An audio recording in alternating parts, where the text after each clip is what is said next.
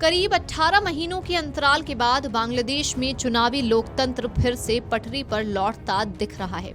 13वें संसदीय चुनाव के साथ अंतरिम शासन के बाद जनता को नई सरकार चुनने का मौका मिला है। राजनीतिक उथल पुथल और विरोध प्रदर्शनों के बीच ये मतदान देश की लोकतांत्रिक नींव को फिर से मजबूत करने की अहम कड़ी माना जा रहा है। ऐसे में जारी मतदान के बीच देश के अंतरिम सरकार के मुख्य सलाहकार मोहम्मद यूनुस ने ढाका के Gulshan model high school and college में अपना वोट डाला। मतदान के बाद उन्होंने इस दिन को बहुत खुशी का दिन बताया और इसे नए बांग्लादेश का जन्मदिन कहा। इस दौरान यूनुस ने बांग्लादेश के लोगों से ज्यादा मतदान करने की अपील भी की। उन्होंने कहा कि वे बड़ी संख्या में मतदान करें और साथ ही राष्ट्रीय जनमत संग्रह में भी भाग लें।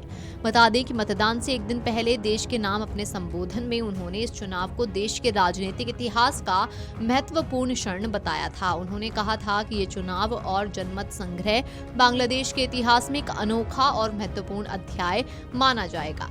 बता दें कि ये चुनाव पूर्व प्रधानमंत्री शेख हसीना के 15 साल लंबे शासन के खत्म होने के करीब 18 महीने बाद हो रहे हैं। शेख हसीना को देश भर में हुए बड़े विरोध प्रदर्शनों के बाद सत्ता छोड़नी पड़ी थी। उसके बाद से देश में मोहम्मद यूनुस के नेतृत्व में अंतरिम सरकार काम कर रही है। हालांकि यूनुस सरकार के कार्यकाल के दौरान देश में लगातार विरोध प्रदर्शन हुए हैं।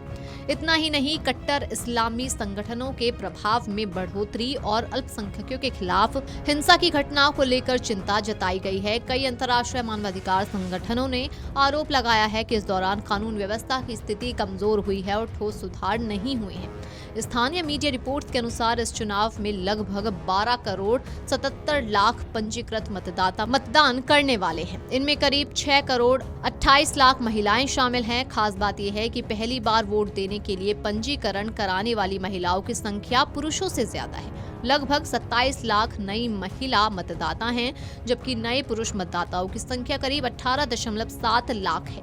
हालांकि मतदाताओं में महिलाओं की भागीदारी बढ़ी है, लेकिन चुनाव लड़ने वाली महिला उम्मीदवारों की संख्या बहुत कम है।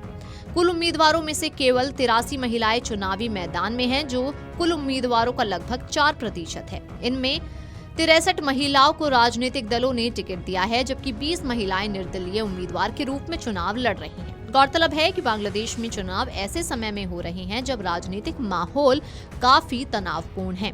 कुछ विश्लेषकों का मानना है कि सत्ता में बदलाव से कट्टरपंथी ताकतों को बढ़ावा मिल सकता है। कुल मिलाकर बांग्लादेश के लिए ये चुनाव बेहद अहम माने जा रहे हैं। अब सबकी नजर इस बात पर है कि मतदान कितना शांतिपूर्ण और निष्पक्ष रहता है और आने वाले दिनों में देश की राजनीति किस दिशा में आगे बढ़ती है। Video desk amarujala.com। अगर आप ये वीडियो YouTube पर देख रहे हैं तो हमारे चैनल को सब्सक्राइब कर बेल आइकन दबाएं और Facebook पर देख रहे हैं तो हमारे पेज को लाइक करें।